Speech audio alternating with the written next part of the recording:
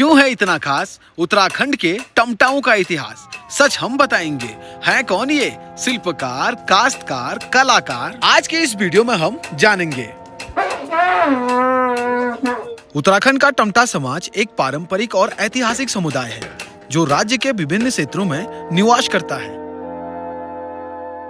टमटा समाज के लोग पारंपरिक रूप से तांबे पीतल के बर्तन बनाने के काम में विशेषज्ञ होते हैं और इनकी बेहतरीन कलाकारी को देखने के लिए मैं अपनी टीम के साथ इनके ही गांव में पहुंचा, जहां पर ये बिना किसी मशीन के कुछ पारंपरिक बर्तन तैयार कर रहे थे। तो चलिए यहाँ से आगे अब हम देखेंगे वीडियो को हमेशा की तरह शुरू से शुरू करके। सर आपका नाम क्या है? मेरा नाम सुंदरलाल टमटा है जी। कितने साल से ये काम कर रहे हैं आप? मुझे 58 साल करीब का काम करते हुए होगी। अच्छा, 58 साल हो गए। 58 साल हो गए। सर अभी आप क्या तैयार कर रहे हैं? अभी हम उत्तराखंड राज्य पक्षी मुनाल तैयार कर रहे हैं। अच्छा, ये किसी के ऑर्डर पे तैयार कर रहे हैं? हाँ। उत्तराखंड के बागेश्वर जिले का खरई क्षेत्र एक समय था जब यह इलाका अपनी ताम्र शिल्पकला के लिए दूर दूर तक प्रसिद्ध था। अभी क्या स्थिति है इस काम की? अभी क्या स्थिति देखते हैं आप इस काम की? अभी ये काम खत्म होने वाला है, इसलिए कि आज नई पीढ़ी सीख नहीं रही। तो ये इनका गोदाम है और यहाँ पर इनका ये आप देख सकते हैं ये कच्चा माल रहता है। सरकार से क्या उम्मीद आप करते हैं अभी? सरकार से उम्मीद करता रहा हूँ कि मैं यह काम लुप्त होने जा रहा जो काम मैं करता हूँ। सरकार से ये उम्मीद कर रहा हूँ कि कुछ इसमें सहयोग दे के नया लड़कों को मैं सिखा सकूँ। तो इनसे अगर मैं आपका परिचय कराना चाहूँ तो ये हैं सूरज जी, आज के पीढ़ी के हैं। और सर आप क्या तैयार कर रहे हैं अभी? थोड़ी थोड़ी चाचा सिखा रहे हैं आजकल, मैं भी नया नया ही अभी रहा सीख रहे हैं हूँ। आप? अच्छा, अभी ये काम आप कितने समय से करते आ रहे हैं? करीब हो गया 1 साल। एक साल। हाँ। अच्छा अच्छा। 50 साल पहले तो हमारे पूरे गांव काम करता था। हर घर में आप भड्डियाँ थी और घर घर में मतलब काम करते थे। मशीनीकरण नहीं था, सब हाथ के बने हुए बर्तन चलते थे। नेपाल और हिंदुस्तान का व्यापार चलता था। ये सारा काम आप अकेले ही करते हैं या घर वालों का भी सहयोग रहता है आपका? ना, घर वालों का भी सहयोग है। पिताजी हैं, माताजी हैं, भाई हैं, सभी जने मिलजुल के काम करते हैं। मैं देख रहा हूँ कुछ बर्तन अलग से बने हैं। जी। ये हाथों से तैयार कर रहे हैं या फिर मशीनों से? हाथों से भी तैयार करते हैं। थोड़ी बहुत आइटम हम हाथ मशीन का भी रखते हैं। अच्छा ये गिलास हैंडमेड है पूरा। अच्छा। हाँ, हैंडमेड है। ये हैंडमेड होगी, ये मशीन मेड होगी। सर ये बर्तन आप सेल कैसे करते हैं, कैसे बेचते हैं आप? कुछ माध्यम है आपके? माध्यम भी है, वैसे लोग बाग इलाके में जो अच्छे बर्तन चाहते हैं तो सीधे यहीं आ जाते हैं। अच्छा। मैं तो पूरे काम में इनको सपोर्ट करती हूँ। पूरा काम, ये तो काम हाथ का काम, बनाने का काम ये करते हैं। पूरी सफाई लेके पूरी पैकिंग मैं करती हूँ। अच्छा, सफाई पैकिंग आप लेके, करते हैं? हाँ, पैकिंग मैं करती हूँ।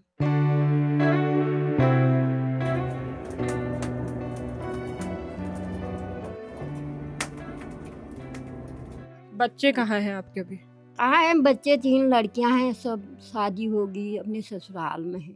अच्छा हाँ अच्छा, 3 बच्चे थे आपके? हाँ तो अभी आप दोनों मिलके ये काम को करते हैं? हाँ, दोनों मिलके करते हैं। और वैसे आदमी लगाते हैं दोनों। हम तो घर इतना संभालने में ही थक जाती हूँ मैं। इनका सफाई लेके पैकिंग तक पूरा मैं कर लेती हूँ। इतने खूबसूरत से बर्तन यहाँ पर बनाए गए हैं, आप देख सकते हैं। लेकिन इनको बनाने के पीछे की जो मेहनत है ना, वो यहाँ पर आप देखिए।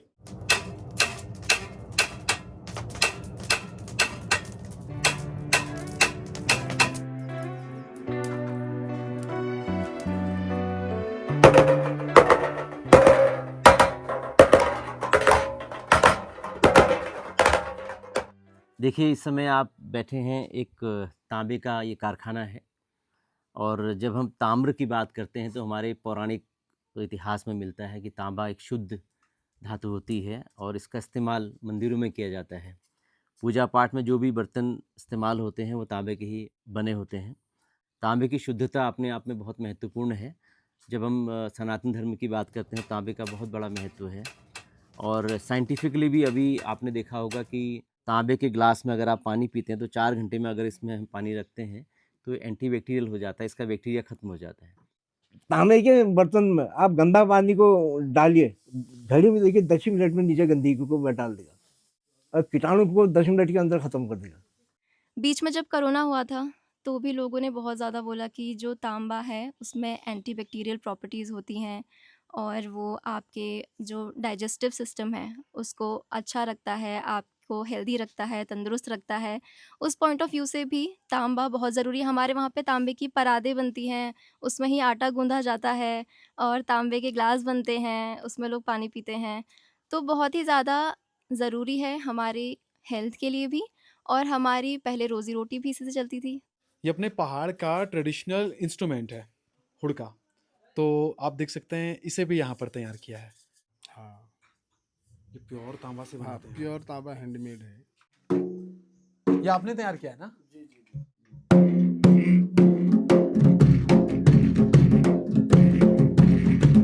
तांबे के बर्तन बनाने का काम आमतौर पर पारंपरिक कारीगरों और शिल्पकारों द्वारा किया जाता है, जो इस कला में विशेषज्ञ होते हैं।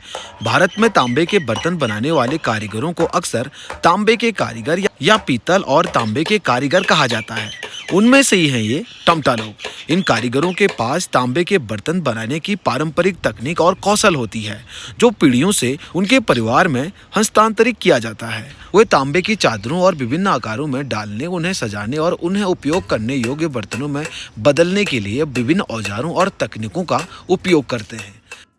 हमारे घर में जो तांबे का काम चलता है ना, इसमें अब मैं अपने मम्मी पापा की हेल्प जैसे कि मार्केटिंग में करती हूँ।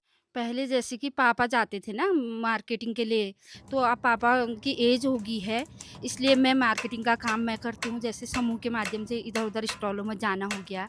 जैसे कोई दर्शक हमारे ये बर्तन खरीदना चाहते हैं आपसे, हाँ। तो कैसे कांटेक्ट करेंगे? मेरा मोबाइल नंबर है 97 562 15 165। मेरे से कांटेक्ट कर सकते हैं उसमें। तो हमको तो गर्व है अपनी संस्कृति पर, और आज थोड़ा सा कम हो गया है, लेकिन हमें याद रखना बहुत ज़रूरी है कि हमारा क्या कंट्रीब्यूशन था, कितना स्किल रिक्वायर्ड है इस काम के लिए। और हमें बहुत अच्छा लगता है जब हम अपने इतिहास के बारे में जानते हैं, and we are very proud about it. दिन भर मुझे फुर्सत नहीं होती है, सुबह से लेके शाम तक, मैं रात को भी मैं पैकिंग करती हूँ। नए लड़के कह रहे हैं हमको सिखाओ, सीखने के लिए इच्छुक है, लेकिन हमारी पास उतनी औसत नहीं है। सरकार इसमें मदद करे तो मैं अपने काम नए लड़कों को सिखाता हूँ। जापान का आदमी आया था इधर, वो बोल रहा था आप ये काम को, जो काम आप करते हो इसको सीखने में 10 साल लगते हैं हमारी जापान में।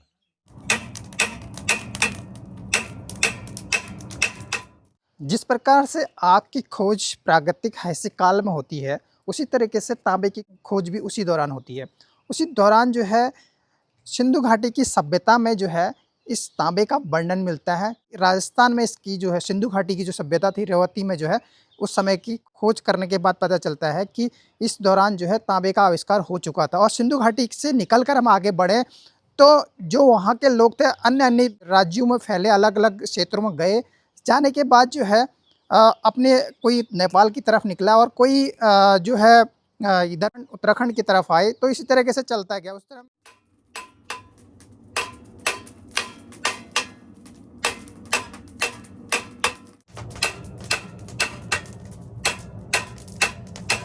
अब मुझे 58 साल करीबन काम करते हुए हो गए। अच्छा, 58 साल हो गए। 58 साल हो गए। कौन कौन से बर्तन अभी यहाँ पर बना लेते हैं आप? अब मैंने अपने जीवन में बहुत सारे बर्तन बना रखे हैं। पहले ज़माने में छिल्ली आती थी, तांबे की छिल्ली आती थी, उसको भट्टी में डाल के गला के उसके चद्दर बनाते थे, पीटते पीटते। पूरे काम मतलब हाथ से करते थे।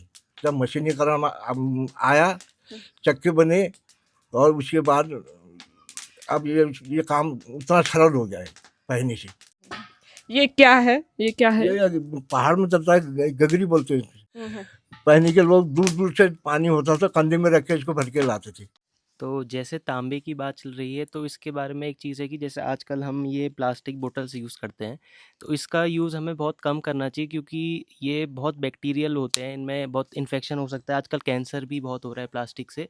तो जैसा पहले हमारे पुराने टाइम के लोग जो इतना जीते थे, बहुत हेल्दी होते थे, तो इस वजह से हमें एक ये भी होना चाहिए कि हमें तांबे का या ऐसे हेल्दी चीज़ों का इस्तेमाल ज़्यादा करना चाहिए।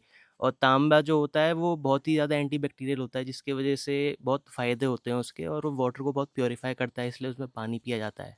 जैसे मशीनीकरण की आप बात कर रहे हैं, तो मशीनीकरण से कितना इफेक्ट, कितना प्रभाव इस काम में पड़ा है, आपके काम में? मशीनीकरण से मतलब पूरा प्रभाव पड़ा है। अब मशीन वाले सस्ते कर देते हैं, हाथ वाले कैसे सस्ता करेंगे। जैसे ये डिजाइन आप इसमें देख रहे हैं हम लोग ये डिजाइन, तो ये सब डिजाइन हाथ से बनाया गया है? सब हाथ से बने। टमटाऊ की अगर हम बात करें तो इस क्षेत्र का अपने आप में एक अलग रुतबा है। खरई पट्टी को यदि आप यहाँ से हम कहीं बाहर निकल के जाते हैं, यदि आप अपना इंट्रो देंगे कि हम खरई पट्टी के हैं, तो डेफिनेटली लोगों के एक्सप्रेशन चेंज होते हैं। विमेन एम्पावरमेंट की आज देश और दुनिया बात कर रही है, लेकिन मैंने ये महसूस किया है ये विमेन एम्पावरमेंट टमटाऊ में काफ़ी समय पहले शुरू हो चुका था। हमारी प्रथम महिला स्नातक लक्ष्मी टमटा जी, हमारी विधायिका लेट सरस्वती टमटा जी, इनका काफ़ी महिला सशक्तिकरण में बहुत बड़ा योगदान है। बागेश्वर परिसर का जो तहसील है वो उन्हीं के द्वारा बनाया गया है। हमारा जो महाविद्यालय है वो उन्हीं के द्वारा बनाया गया है, और जो एशिया की सबसे बड़ी पंपिंग योजना है वो उन्हीं के द्वारा शुरू की गई थी। तो इस बात से आप समझ सकते हैं कि जिस विमेन एम्पावरमेंट का आज इतना ज़ोर शोर से प्रचार और प्रसार हो रहा है, वो उस समय में बहुत सूक्ष्म तरीके से टमटाऊ में शुरू हो चुकी थी। और ये अपने आप में बहुत बड़ी गर्व करने योग्य बातें हैं कि उस समय में महिलाओं को, जबकि आपको पर्दे से बाहर नहीं निकलने दिया जाता हो, जब आपको शिक्षा के योग्य ना समझा जाता हो, जब आपको अपने बराबर का उत्तराधिकारी ना समझा जाता हो, यदि उस समय आपको इस क्षेत्र में, शिक्षा के क्षेत्र में, व्यवसाय के क्षेत्र में आपको बराबरी का हक मिले, तो आप समझ सकते हैं वो संस्कृति अपने आप में कितनी ज़्यादा रिच रही होगी, कितनी ज़्यादा सुसंस्कृत रही होगी। आज जिस विमेन एम्पावरमेंट को हम इतना बढ़ चढ़ कर बोल रहे हैं, उस समय में वो कितना ज़्यादा, उसका लेवल कितना हाई रहा होगा कि महिलाएं स्नातक हैं, महिलाएं विधायक हैं और घर के व्यवसाय में बराबर योगदान दे रही हैं, बराबर उनसे विचार विमर्श लिया जा रहा है, घर के कार्यों में उनसे विचार विमर्श लिया जा रहा है।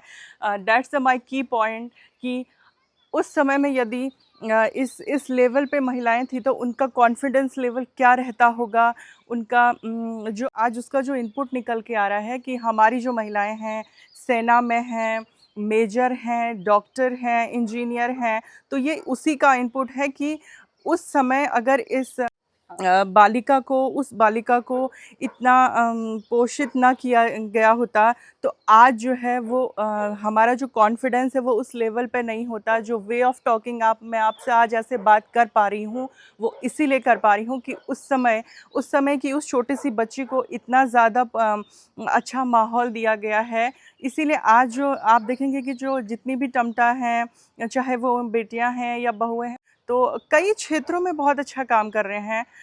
बहुत छोटे लेवल से लेके बहुत बड़े लेवल तक बहुत अच्छा काम किया जा रहा है। सर अभी आपके बर्तन कहाँ तक जाते हैं? मेरे बर्तन मेरे बाजार में चले जाते हैं, किसी ऑफिस में चले जाते, डिमांडें आ जाती मेरे को, पहचानते लोग। जैसे इस काम को लोगों ने क्यों अब करना बंद कर दिया, क्या इसके पीछे कारण है?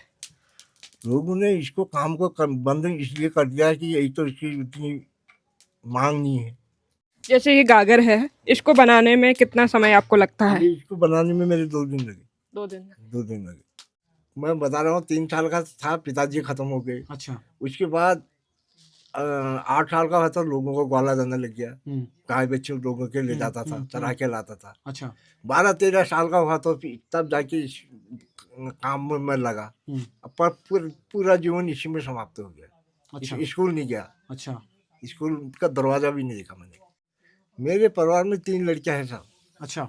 एक लड़का था वो खत्म हो गया और 3 लड़कियां हैं, उनकी शादी हुई है और अपने अपनी जगहों में है।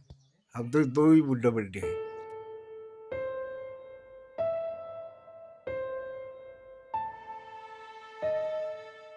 हमारा तो खत्म होने जा रहा है, अब 2-4 साल चलेंगे, उसके बाद तो फिर ऐसी है कि मेरी इच्छा भी हो रही है कि ये काम किसी को सिखा जाऊँ, अपने गुजर बसर करे, लेकिन बिगड़ सरकार का सहयोग से नहीं, मेरी बस की बात नहीं। ये डक्कर मेरे पास में मशीन नहीं है, हाथ से बना रखा है। ये डक्कर ढक्कन में मेरा आधा पौना दिन खा देता है। अच्छा। जैसे हमने सुना कि आपको पुरस्कार से भी सम्मानित किया गया, तो किस पुरस्कार से आपको सम्मानित किया गया सर? मेरी को एक जिला पुरस्कार से राज्य, तो बाद मुख्यमंत्री जी ने देहरादून भी बुला लिया। मैं मनोज कुमार, ग्राम प्रधान खरकटमटा। यहाँ पर हम हैं सुंदरलाल जी के ऑफर हुए, और सुंदरलाल जी को इस ताम्र के हस्तशिल्प ताम्र के कार्यों में उनको बहुत सारे पुरस्कार मिले हैं। जो एक टमटाओं का इतिहास के बारे में हम जब बात करते हैं तो ये टमटा लोग जो है बहुत ही गजब के कारीगर थे। तो उस वक्त जब आज से 400 साल पहले की बात बताऊं तो आपको जो है चंदवंशी राजाओं के टकसालों में जो है सिक्के ढालने का काम करते थे, और सिक्के ढालने के साथ साथ उनके साथ अल्मोड़ा आए। अल्मोड़ा आने के बाद जो है यहाँ से भी अल्मोड़ा में जो है चंदवंशी राजाओं की राजधानी थी। चंदवंशी राजा का मुगल काल आता है, मुगल काल के बाद थोड़ा सा अलग तरफ को जाता है। उसी के साथ साथ ही जो है अल्मोड़ा में जब अपना कारखाना स्थापित करते हैं, कारखाना स्थापित करने के बाद जो है वहाँ पर बहुत गतिविधियाँ होती हैं, और बहुत सारे वहाँ पर जो हमारा मकान था, बल्कि उस वक्त जो है हम टमटाओं का वहाँ पर कोठी हुआ करते, मतलब राजशाही जैसी थी, प्रवृत्ति थी उन लोगों की। तो जाहिर सी बात है वहाँ से जब निकल कर आए तो खरे क्षेत्र में जो है तांबे के खान हुआ करते थे। खान होने के साथ साथ वहाँ से तांबा निकालना, पत्थरों से तांबा निकालने के बाद जो है उसको भट्टियों में गलाने के बाद जो है उनको बर्तन बनाकर बेचना, उस समय की प्रवृत्ति थी उनकी। और उसके बाद जब अंग्रेज आए, अंग्रेजों ने जो है इस काम को देखा कि इससे बहुत ज़्यादा समृद्धि इस क्षेत्र में थी, और समृद्धि होने के साथ साथ बहुत ज़्यादा इन लोगों के पास अच्छा रुतबा था, व्यापारी कौम थी, जिससे जो है बहुत बढ़िया इनका कारोबार उस वक्त रहा।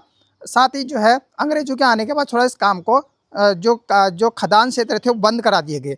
खरकटमटा की आज हम बात करें तो खरकटमटा मेन रूप से तांबे के लिए प्रसिद्ध रहा है। यहाँ पर रोज़ आज से कुछ साल पहले बहुत सारे परिवार, करीबन सभी लोग घरों में जो है ताम्र उद्योग का काम किया जाता था। काम करने के बाद जो है कई घर इससे चलते थे, रोज़गार चलता था।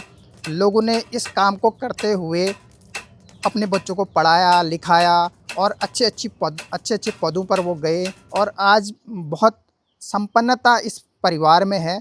और इसी परिवार से निकलते हैं हरि प्रसाद टमटा जी और राम प्रसाद टमटा जी, अन्य कई बड़े महान हस्तियां हमारी। ये आज़ादी के पूर्व की बात भी कह रहा हूँ मैं आपसे, आज़ादी से पहले भी हमारे इस टमटा ख़ानदान में जो है बहुत ज़्यादा शिक्षा का प्रभाव था। उस वक्त के हमारे समाज में जो है शिक्षक रहे हैं।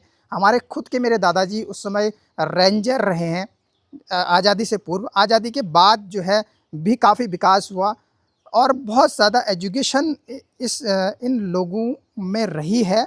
एजुकेशन के साथ इस जो टमटा वाला जो काम है, ये ताम्र का काम है, इसमें भी निपुण है। शिक्षा की बात करो तो टमटाओं में जो है शिक्षा के को लेकर बहुत कॉन्शियस लोग हैं, और आज बड़े बड़े उच्च पदों पर हमारे इस क्षेत्र के लोग हैं, फॉरेन में हैं, विदेश में हैं, IAS, IPS, जज और डॉक्टर, इंजीनियर तो काफ़ी हैं। शिक्षकों की बहुत बौछार, बहुत ज़्यादा मात्रा में यहाँ पर आपको शिक्षक मिलेंगे। शिक्षा का प्रभाव होने के कारण शिक्षा इस क्षेत्र में इतना ब्रॉड रूप से क्यों विकसित हुई, इसका कारण है हमारे मुंशी हरिप्रसाद टमटा जी। उनके अंग्रेज़ों के साथ बहुत अच्छे संबंध थे, उनके उसी कारण से वो अपने आप में भी बहुत रिच फैमिली से आते थे। तो इस कारण से उनके पास उन्होंने जो है कृष्णा डे और कृष्णा नाइट स्कूलों की स्थापना इस क्षेत्र में की। अब जो है इस टमटा वाला जो काम है, जो ताम्र का काम है, अब कुछ सीमित लोगों के पास रह गया है। इस कारण से जो है अब कुछ चंद लोग ही इस काम को कर रहे हैं। फिर भी मेरा उद्देश्य ये है कि इस काम को राज्य से लेकर राष्ट्रीय लेवल और अंतर्राष्ट्रीय लेवल पर ले जाने का प्रयास है, ताकि इस काम को पहचान मिल सके। और इसमें से एक बर्तन होता है गागर। गागर को मैं चाहता हूं कि उत्तराखंड का एक बर्तन के रूप में, राज्य बर्तन के रूप में इसको स्थान मिले। आगे भी ये काम और निरंतर चलता रहे।